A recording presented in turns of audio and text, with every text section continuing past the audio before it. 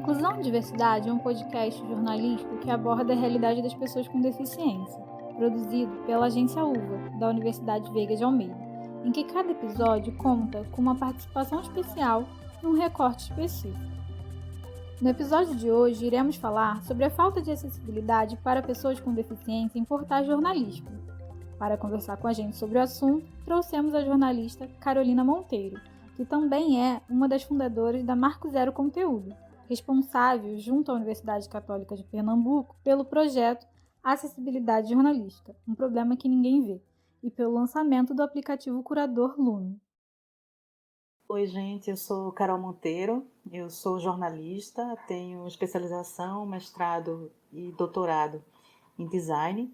Sou professora de jornalismo aqui da Universidade Católica de Pernambuco, também sou diretora da Escola de Comunicação e uma das fundadoras da Marco Zero Conteúdo, que é um coletivo de jornalismo independente e investigativo aqui do Recife.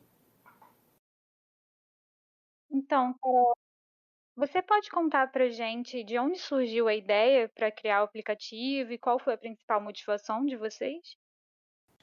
Posso sim. Então, como eu falei há pouco, né, eu sou diretora da Escola de Comunicação aqui da Católica e também sou da Marco Zero Conteúdo. E aí, quando a gente viu a abertura, né, do edital do desafio do Google News Initiative, desafio de inovação do Google para a América Latina, a gente pensou num projeto que tentasse unir academia e mercado, que tentasse unir teoria e prática, né, pesquisa e as práticas jornalísticas. E a gente procurou aqui dentro da universidade algum projeto que tivesse esse potencial de inovação e que pudesse, né, ser apresentado para essa proposta. E a gente encontrou o trabalho de Mariana Clarissa, uma jornalista que se formou no nosso mestrado profissional em indústrias criativas. Ela se formou em 2019 com um projeto que naquela época era uma dissertação de mestrado em que ela analisava a acessibilidade para pessoas cegas e de baixa visão dos sites jornalísticos nacionais. E por ser um mestrado profissional, ela também chegou a criar um protótipo de um aplicativo curador de conteúdo acessível. E aí a gente identificou nesse projeto um potencial de inovação e um impacto social muito forte também, e procuramos Mariana, ela aceitou participar do projeto e a gente começou a desenvolver a proposta que a gente apresentaria ao Google. Que não era exatamente a proposta do mestrado de Mariana, mas a gente acrescentou uma etapa mais aprofundada de pesquisa, que foi o que a gente acabou realizando, né, nesses últimos 6 meses, e transformar o aplicativo dela de protótipo num aplicativo de verdade, com outras funções, né, e com outras questões que apareceram a partir do processo de pesquisa. Então, o ponto de partida foi esse trabalho do mestrado de Mariana Clarissa, que a gente adaptou, né, para o desafio de inovação do Google para a América Latina. E vocês tiveram algum tipo de auxílio, alguma empresa que tenha apoiado o projeto de vocês? A gente tem financiamento do Google, né? A gente apresentou a proposta ao Google, fomos um dos 8 projetos do Brasil selecionados e a gente recebeu o financiamento do Google para desenvolver esse projeto ao longo de um ano. Então, ele começou em agosto do ano passado e vai até agosto desse ano. Nesse processo, né, de agosto para cá, a gente realizou uma pesquisa e essa pesquisa a gente passou um formulário, né, obteve 53 respostas de organizações jornalísticas a um formulário que tentava entender como as empresas jornalísticas de várias regiões do Brasil pensam e agem em relação à acessibilidade, né, nos seus sites. A gente também entrevistou pessoas cegas e com baixa visão de várias regiões do país, foram 17 pessoas entrevistadas, e também fizemos uma análise de acessibilidade de 21 sites jornalísticos brasileiros, entre eles os sites mais acessados, né, do jornalismo nacional, segundo a pesquisa do Digital News Report. E o que a gente encontrou, né, nessa etapa de pesquisa é que nenhum desses sites ele cumpre sequer os critérios básicos, né, de acessibilidade para pessoas cegas e com baixa visão. Então a gente fez toda essa etapa, né, de coleta de dados, de análise, de entrevistas, para gerar insights, né, para o aplicativo. E aí também ao longo desse processo foi desenvolvido o Lume, que é esse aplicativo curador de conteúdo.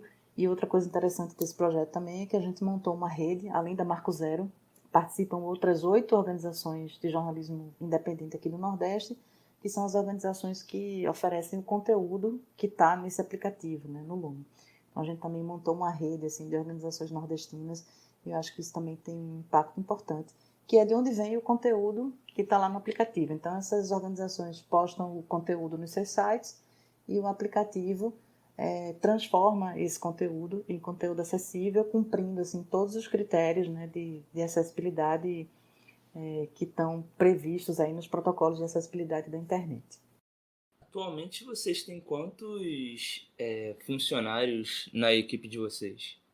Então, é um projeto, né? Então, assim, não tem uma empresa responsável pelo Lume. O Lume é dessa rede formada por 8 organizações de jornalismo do Nordeste e a Universidade Católica. Então, a gente tem uma equipe de desenvolvimento trabalhando, e aí são 3 programadores e 2 meninas que fizeram a identidade visual, né, e toda a interface do aplicativo.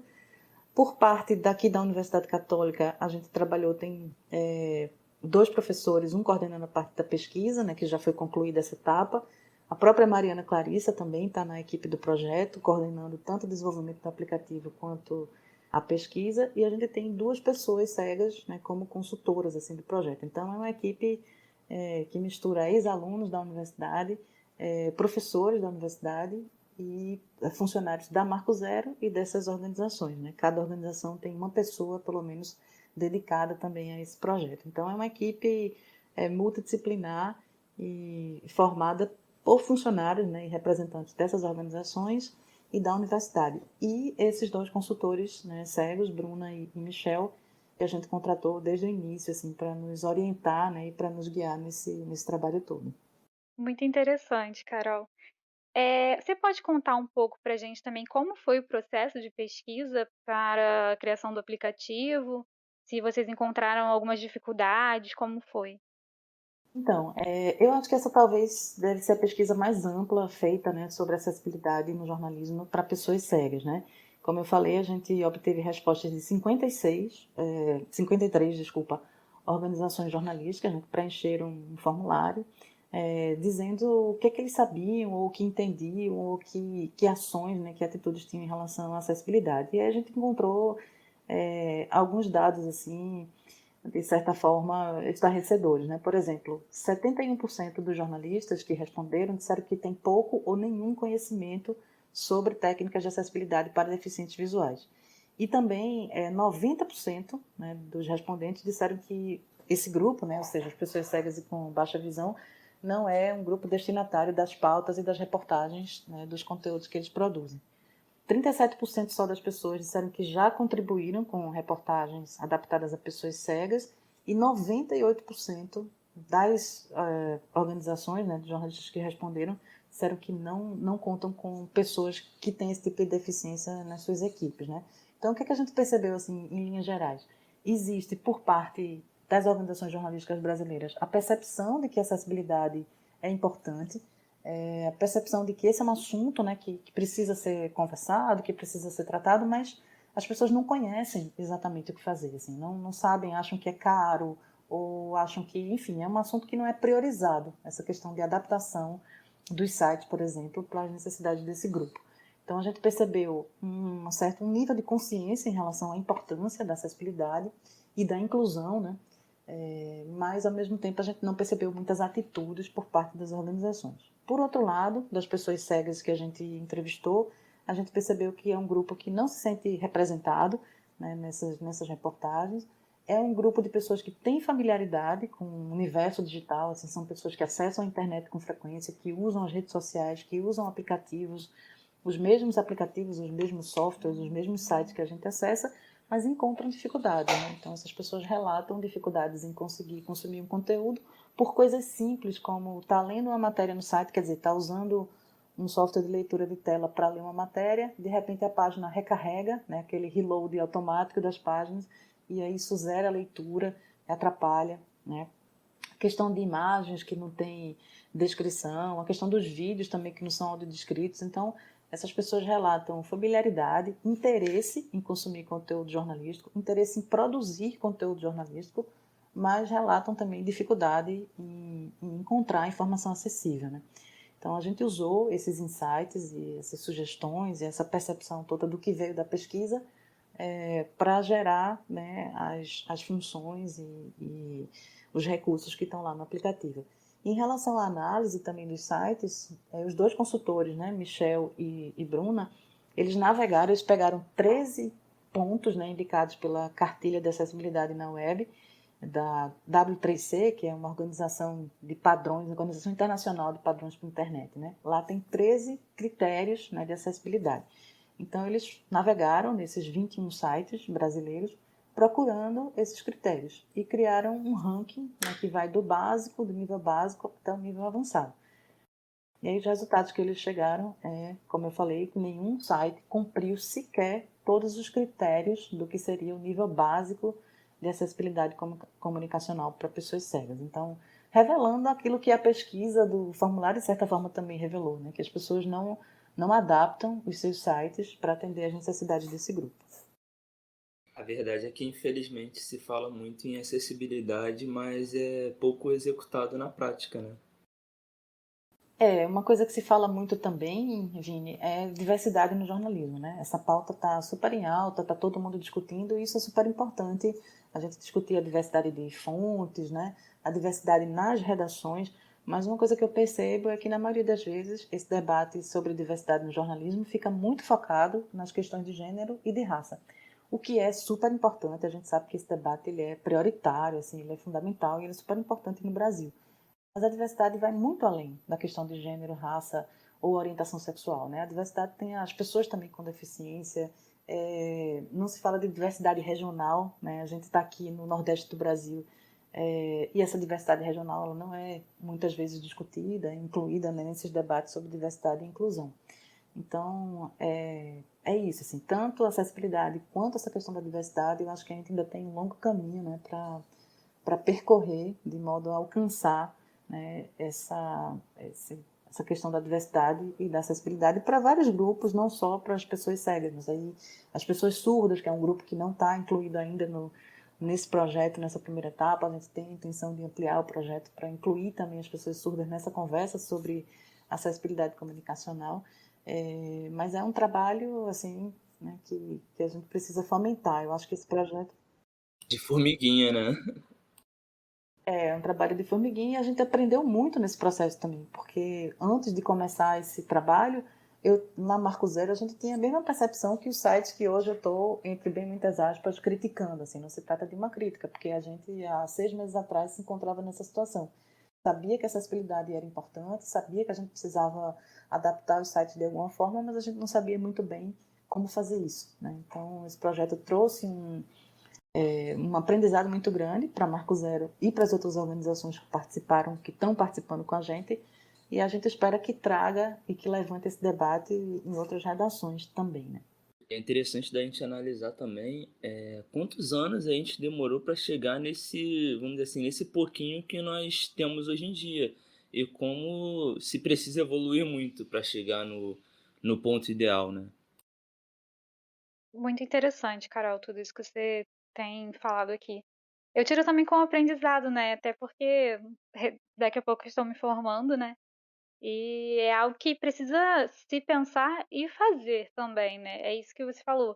A gente tem falado, começado a falar, tem sido falado por aí, mas eu acho que falta muito as instituições e muitos setores ainda colocarem isso em prática, né? Acho que falta aprimoramento dos profissionais também, né? Ensinar os profissionais a tornar qualquer ambiente inclusivo, e acessível a todos, né? Porque é isso, o padrão da sociedade é diverso. E é algo que a gente precisa continuar falando até que. É como o Vinícius falou, né? É um passo de formiguinha até a gente chegar lá. Então, vê que coisa interessante. E isso foi até conteúdo de uma das entrevistas com uma pessoa cega que a gente entrevistou.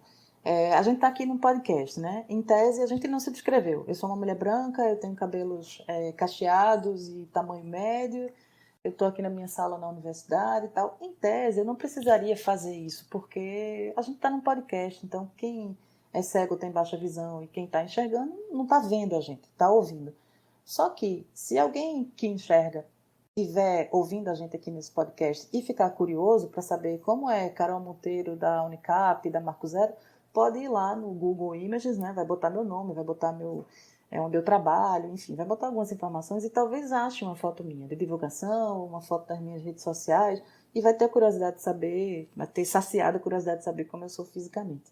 Mas uma pessoa cega não vai conseguir fazer isso. Então, se eu não disser que eu sou uma mulher branca, que eu tenho 45 anos, que eu tenho cabelo cacheado, médio, assim, se eu não fizer esse trabalho de autodescrição, mesmo no podcast, uma pessoa que enxerga pode pesquisar e outra pessoa não pode. Aí vê que episódio interessante, assim, que exemplo interessante que uma pessoa cega nos trouxe, que era ouvinte daquele podcast Praia dos Ossos. Eu acho que vocês devem conhecer, um podcast da Rádio Novelo que eu amei, né, que fala sobre o assassinato de Ângela Diniz, né, uma socialite de Minas Gerais, que foi assassinada pelo namorado, isso acho que nos anos 70, uma coisa assim. E aí, esse podcast teve uma repercussão gigante, todo mundo falou sobre esse caso e tudo, e os episódios do podcast descreviam muito bem a personalidade de Ângela Diniz, e falavam muito também sobre a beleza dela, né? E aí uma pessoa cega que a gente entrevistou disse que ouviu o podcast, adorou o conteúdo e ficou curioso para saber como era essa mulher, né? Como ela era fisicamente. E aí foi no site, nas redes sociais do projeto, né, do podcast, e lá o podcast dizia que tinha fotos, né, fotos de época e tudo, ela no concurso de Miss, enfim, tinha todo um material de arquivo, né, de acervo que o projeto levantou. E essa pessoa foi procurar e não tinha descrição dela em nenhum lugar, assim.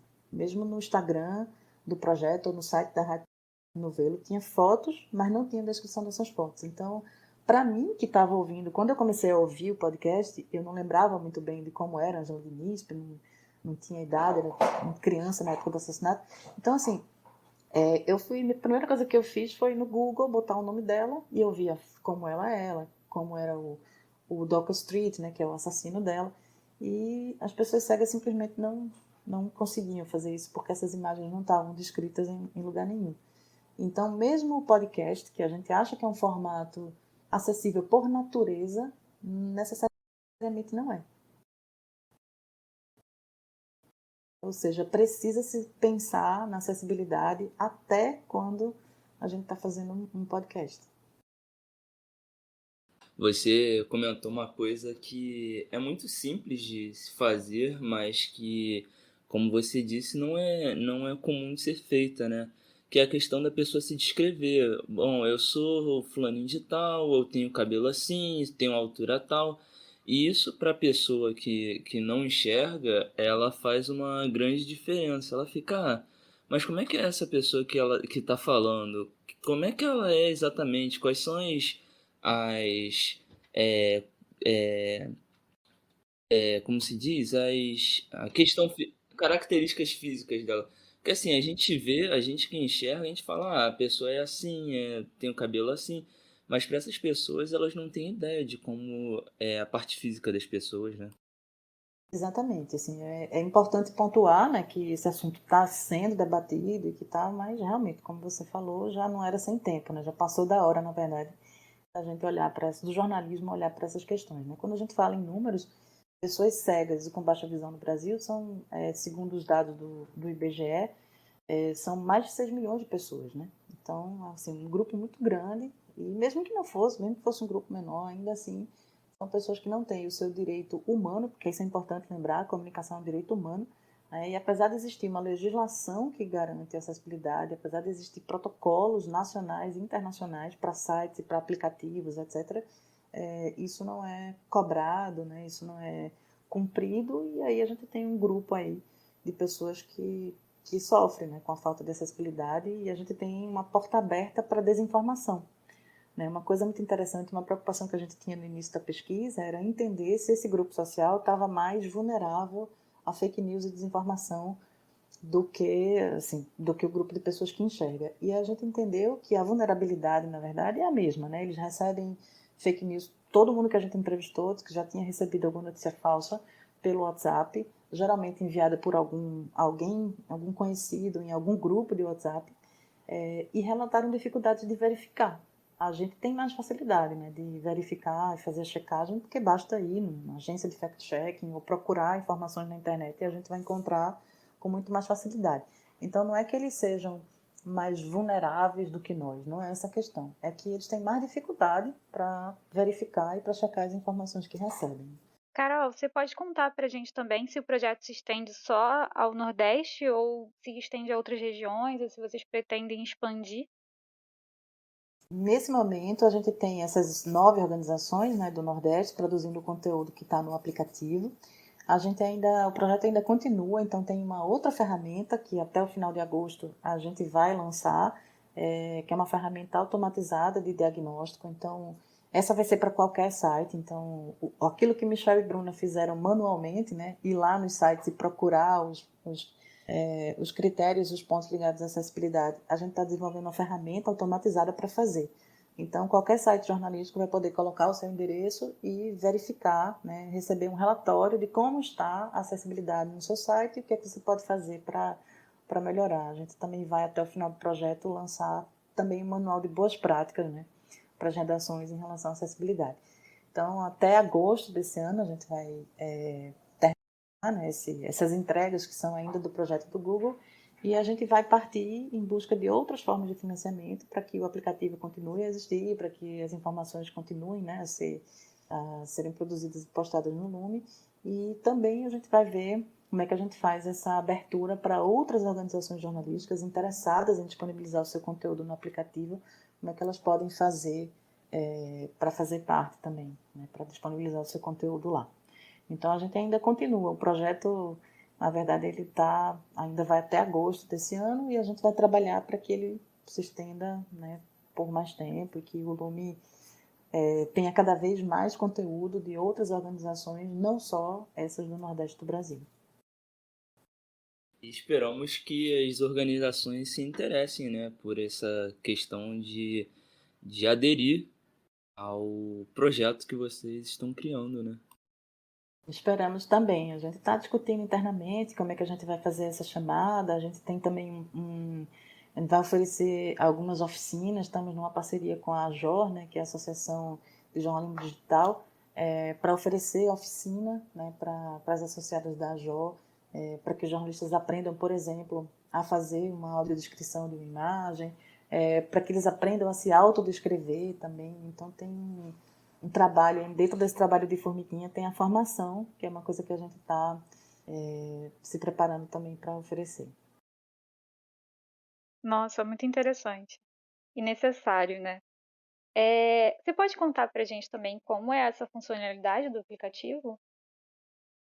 Então, o aplicativo, assim, você entra, né, você baixa o aplicativo, ele por enquanto ele está disponível só para Android, e aí você baixa o aplicativo e lá você pode navegar por editorias. A gente dividiu, por exemplo, direitos humanos, educação, saúde, a partir de temas que foram de interesse, que foram apontados como temas de interesse, né, das pessoas que a gente entrevistou.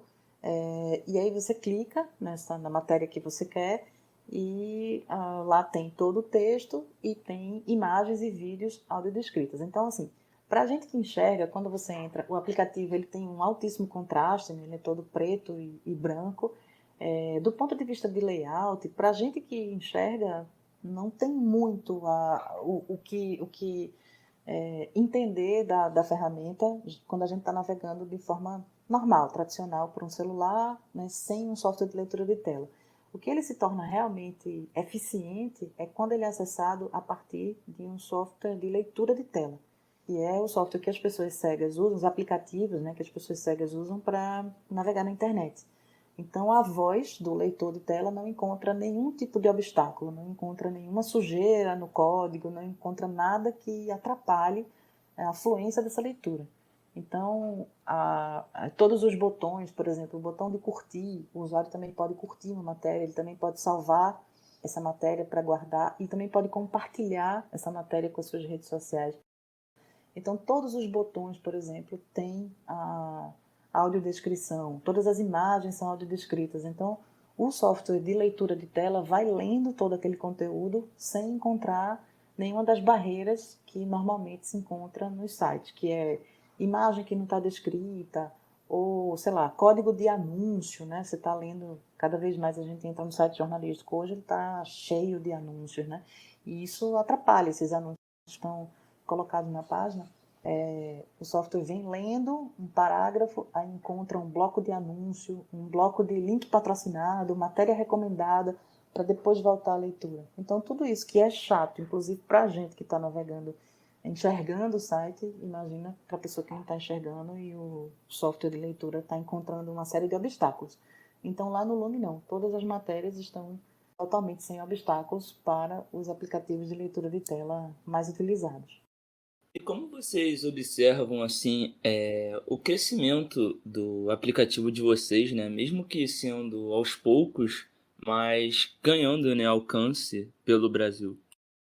Então, a gente tem, assim, o resultado que a gente tem até agora, que a gente está medindo, é o impacto e o interesse que o projeto tem desenvolvido, né? Ou tem despertado, na verdade. Assim, a gente tem sido procurado por vocês, ver que coisa bacana. Uma agência experimental de uma universidade do Rio de Janeiro, né, querendo conversar sobre esse assunto. A gente tem dado entrevistas e tem falado sobre o projeto, tem chamado muita atenção. Assim. Acho que uma parte importante é promover esse debate, qualificar esse debate também sobre acessibilidade. E a gente também está em busca de associações de pessoas cegas e eventos de acessibilidade que a gente possa ir apresentar, né? Porque também tem como é um público que não se sente representado ou que não se encontra realmente nos conteúdos, a gente precisa ir atrás das pessoas e dizer, olha, existe esse aplicativo, ele é acessível e tudo. Então a gente também está fazendo essa busca ativa, como a gente chama, de associações de pessoas cegas, de grupos também, que a gente possa divulgar o aplicativo para que ele se torne mais conhecido. Então são duas frentes, né? Uma frente para divulgar os resultados com os jornalistas e com as organizações jornalísticas, para que eles mudem as suas atitudes, né, seu comportamento em relação à acessibilidade, e outra frente é fazer as pessoas cegas e com baixa visão no Brasil conhecerem o aplicativo, saberem que existe agora um aplicativo totalmente acessível e que lá tem esse conteúdo de jornalismo independente e investigativo do Nordeste. Carol, quer deixar algum recado? Falar algo? Queria só agradecer ao convite, parabenizar pela iniciativa de discutir esse tema e dizer que a gente está à disposição, né? Se vocês quiserem mais informações, o Lume está disponível, né, na Play Store, né, para celulares Android. No site da Marco Zero também tem o PDF acessível. Vê, outra curiosidade, outra coisa que eu, pelo menos, não sabia, nem imaginava, assim, que o formato PDF tradicional não é acessível para pessoas cegas, né? Então não adiantava nada a gente botar o resultado dessa pesquisa em PDF porque as pessoas cegas não poderiam ler. Então a gente foi em busca de como tornar o PDF da pesquisa acessível. Existe tecnologia para isso, existe aplicativo para isso. Existe um trabalho que tem que ser feito. Então, por exemplo, todas as tabelas, todos os gráficos, são 33 gráficos, se eu não me engano, que está no PDF, e todos eles tiveram que ser descritos um por um. Mas é possível fazer, é fácil de fazer, não é nenhuma tecnologia assim de outro planeta, e basta realmente ter vontade, né, de atender. Então, lá no site da Marco Zero você pode encontrar o PDF acessível com todos os resultados da pesquisa e também o link para baixar o Lume na Play Store. Acho que com o trabalho de vocês acabam aprendendo com o convívio diário de vocês mesmos, né? A gente aprendeu muito e continua aprendendo, assim. Isso tem sido um ganho, né? Muito importante, eu acho que para todas as organizações que estão participando. E você vê que coisa interessante, né? Eu sou deficiente visual de baixa visão e não conhecia o aplicativo. Eu vim conhecer o aplicativo de vocês pela pesquisa, né? Pela proposta da pauta que nós criamos para o podcast, né? Que massa, Vini, que bom. Você já baixou o aplicativo? Então, eu não tenho Android, o meu é iOS, mas eu posso tentar baixar pelo do meu avô, do meu irmão, que também é interessante, né?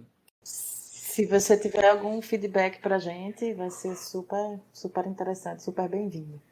Se você puder divulgar também, né, entre as pessoas que vocês conhecem, isso também já vai ajudar bastante. Nossa, muito bom, Carol. Para mim foi um aprendizado também estar aqui hoje. Ouvir toda essa aula, né, que você deu pra gente aqui. Acho que o trabalho de vocês é incrível, é um trabalho muito bom, muito necessário. Espero que alcance, assim, muitas regiões, muitas organizações venham a aderir, né, também. E é isso, espero que a gente continue com essa parceria. Se vocês tiverem também mais para frente alguma pauta sobre a pesquisa de vocês, o aplicativo de vocês, que é interessante, que a gente continue se comunicando, né? Que a gente faz sim novas pautas ou então até ou outro podcast também para falar mais um pouco. Muito obrigada pelo convite, mais uma vez, parabéns aí pela iniciativa. Nós que agradecemos aqui, Carol, muito obrigada pelo trabalho de vocês, e obrigada também por ter aceitado o convite, né, e estar aqui com a gente hoje. Produção, reportagem e apresentação: Anne Rocha, Vinícius Azevedo e Indaiá Moraes. Edição: Indaiá Moraes. Coordenação: Professora Daniela Oliveira.